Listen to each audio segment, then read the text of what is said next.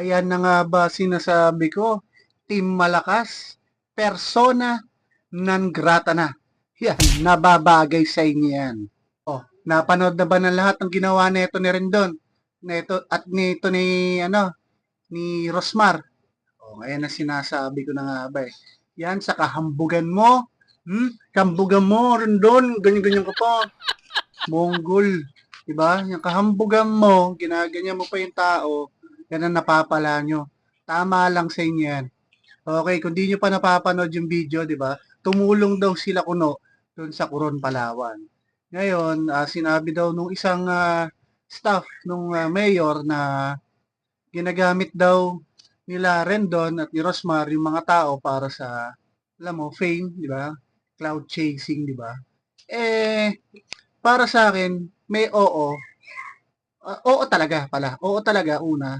Pangalawa, pwede rin siya pagtulong. Ganito guys Sabi ko nga sa unang video ko, hindi naman masamang i-video mong pagtulong, di ba? Pero wag naman yung katulad niya, halimbawa, pumunta ako, malaki pala tutulungan ko isang lugar. Siyempre, makikipag-coordinate muna ako dun sa lugar. Unang-una, di ba? Kundi sa mayor, sa chairman, mga ganun, di ba? Para alam nila na tutulong ako. At para alam ng mga tao na hanggang ganito lang yung kaya ko. Kasi malalaman nung ano yan namumulot dyan sabihin ko, sir, hanggang ganito lang yung kaya ko Baka, alam mo, hindi ko mabigyan lahat. Pero syempre, pagdating doon, hindi yung bibida-bida ka nilang na, dito, magbibigay kami, di ba? Yun, totoo yun, papasikat lang ang tawag doon. Yun ang sinasabi ko. Magkaiba yung tumutulong ka na gusto mong kahit pa paano matularan yung paggawa mo na mabuti. Hindi yung katulad ng mga pinaggagawa ng mga yan, ganyan-ganyan. Na dinuro-duro ni rin doon si ate yung babae. No? Awa naman. Ha? Dapat hindi mo ginawa yan kasi una sa lahat, ugali mo rin yan di ba? Di ba? Kumbaga, ganyan din yung ugali mo, na bad trip ka rin sa ugali mo rin doon. Di ba? Ganyan yung pag-uugali mo. Di ba? Ngayon, nakatikim ka ng sarili mo ugali, galit na galit ka. Kasi hindi mo di dapat ginaganon yung si Rosmar kasama. Hindi. Ganyan din kasi mga ugali nyo.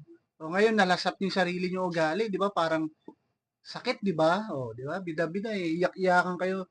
Tama lang sa inyo na hindi na kayo halos welcome doon kasi, di ba? Kakasira lang ng koron yan eh. Anong sinasabi mo rin doon? Tumutulong ka sa pagpapakilala ng lugar na yon. Galunggong! Kilala na yung lugar na yon kahit wag mo sabihin. Di ba? Kahit ako, di pa nga ako nakakapunta doon eh. Kilala na maganda yung lugar na yon. Kamote! Ikaw, pasikat ka rin talaga. Utak mo. Ewan ko sa'yo. Nakakaya pa si ginawa nyo. Sa pilitan yung pinaghingi si ate ng sorry. Diba? Para kay mga terorista na, sabi mo to, basahin mo yan. Diba? Hindi na kayo nahiya. Ha? Pare-pares ka pati yung kapatid mo, ganyan kalaki lang kokote nyo. Diba? Nakakaya yung ginawa nyo, pinapabasa nyo kay ate yung apology. Diba? Para kay mga terorista na tinatakot nyo si ate, ito dapat sabihin mo para ganito Si ate, syempre, ano magagawa nun? Diba? Alam mo, mali talaga yung pinagagawa ng mga yan. Alam nyo, guys, diba?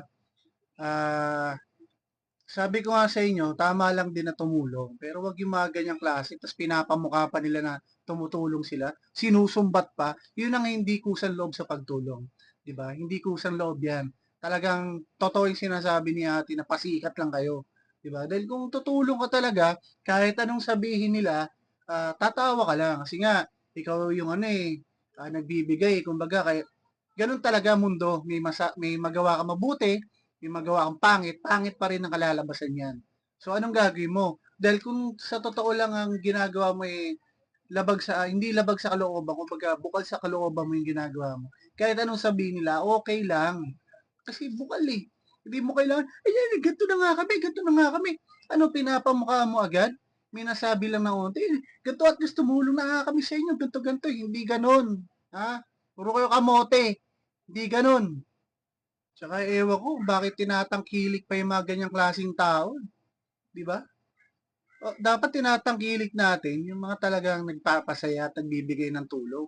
Marami pang mga nagpapasaya diyan, 'di ba? Katulad ng mga vlogger na magkakapatid, 'di ba? Puro kasiyahan lang.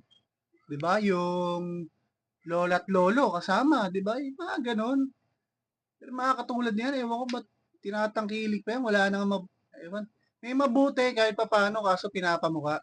Yan yung mga klaseng tao na kapag nagbigay sa'yo ng tulong, papamukha sa'yo agad. Magkamali ka man ng isang beses, ganyan yung mga yan eh. Halatado na. Di ba? Kaya walang may tatagong ugali. Yan na talaga ang mga ugali niyan. Although sabihin na nating mababait sila, may kabaitan naman din talaga. Kaso, di ba, lamang yung hindi maganda eh. Bakit ka mo? Bakit ko lang? Yun lang ang napansin ko. Bakit ka mo? 'Di ba sabi mo, sabi kasi ni Rosmar, tumutulong na kami, ganto-ganto na nga. Pinamukha mo na agad. 'Di ba? Hindi dapat gano'n. 'Di ba? Huwag ka nang tumulong. Huwag ka nang tumulong. 'Di ba? Meron pa nga akong narinig na balita na may pumunta daw sa bahay ni o sa lugar ni Rosmar nang humingi ng tulong. Anong sabi niya? Hindi kami ganito, hindi kami ganyan, sa iba kayo. 'Di ba? Kasi hindi sila sisikat sa inyo. 'Di ba? Yung ang totoong tumutulong, ha? Tama yung iba, 'di ba? Bukal sa kalooban.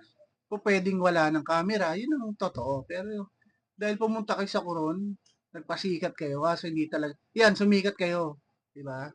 Sumikat kayo sa katarantaduhan. Kasi kung ano na pinaggagawa niyo, pati to si Mike Tan, maliit, makasigaw ka sa tao, alam mo talaga pinapakain mo, ha? Mali 'yon, boy. Mali 'yon. Mali kayong lahat, mali kayo. Tao 'yan eh, 'di ba? Kung may nasabi man 'yan sa social media o pinost niya, o, nandun na tayo. Nandun na tayo. Huwag niyo sasabihin, hindi ka lang nabigyan. Nag-post ka ng ganyan. Huwag mong papamukha, huwag mong gaganunin yung tao. Hindi niyo kilala yung tao. Although may nagawa siyang ganun, o sige, sabihin na natin, ah, sinabi niya sa social media na yon. Anong pakialam natin? Kung bukal naman sa kalooban yung ginagawa mo. Diba? Okay lang. Yaan mo siya. At least ako nagbibigay. Pwede bang tulungan nyo na lang kami? Pwedeng ganun. Oh, madam, pwede bang tulungan nyo na lang kami? Kaysa po mag-post kayo ng ganyan. Diba po, pwede yung ganun. Hindi yung ganyan-ganyan ka ng tao. Tama ba yon? Laki mong, ano, hindi ka mag-isip ng maayos. Diba? Tsaka guys, meron akong nasagap na balita. Ayan talaga si Rendon, mayabang naman daw talaga yan. Dahil isang kaibigan ko na sa gym, doon daw nag-gym si Rendon. Talaga namang hambog daw talaga yan. Halatado naman, di ba? Tapos wala rin naman, puro lang ganyan din naman. Okay lang. Alam mo, minsan may mabuti na naman na ginagawa yan si Rendon. Okay lang din. Pero minsan, karamihan, ewan ko, maraming pangit kaysa sa mabuting ginagawa. Di ba? Minsan natutuwa ako diyan kay Rendon, may mga sinasabi rin siya mga banat sa ibang artista or sa mga ano, di ba? Okay yung mga banat niya minsan, natutuwa ako. Minsan kinakampihan ko yung sa Rendon, pero laging mali. Yung nagiging ugali niya, paatras eh. Tumandang paatras eh. Di ba? Wala talaga. Kaya hindi ako natutuwa sa mga ginagawa niyo. Kung magbibigay kayo ng maayos, huwag na kayong magsumatsat. Paulitin ko, kung ako rin naman ang tutulong, i-videoan ko rin naman talaga. Bakit? Una, content ko yun eh. Diba? Malay mo, kung magbigay ako ng tao, may mas mapera pang tao na matuwa. Diba? Oh, eto, bigay mo na rin to, Kuya Oms. Diyan sa tao niyan. Diba? May ganun kasi. So, okay na yun, pero hindi ko kailangan ipamukha sa mga tao na, oh, bigay ako sa'yo, ganito, ganyan, ganito, ganyan. Diba? Hindi na dapat eh. Alam ko magkakaiba tayo na ugali, di ba? Oo, pangit din ang ugali ko. Pero syempre, kung usapang mahihirap, arap ko yan kasi pagdaanan ko yan eh. Mahirap din yung dating wala akong nakakain, tapos sasabihan ka pa ng kung ano-ano. Arok yung mga ganyan, so masakit talaga sa kalooban. Kaya hindi mo na dapat ipamukha yung binigay mo. Binigay mo na, ipapamukha mo pa. Di ba? Di naman nila hiningi sa'yo eh. At kung hiningi man sa iyo, at binigyan mo yung tao, sana bukal sa kalooban mo. Ganun lang yun. 'Di ba? Kaya sa mga nanonood diyan at kung may nais kayong tulungan, 'di ba? Tulungan niyo kung meron, pag wala, di wala, 'di ba? Ganun lang naman ang mga tao eh. So, tignan natin kung anong susunod na kabanata nila. Basta, yun na, di na sila welcome dun sa Palawan. Kaya okay na yun.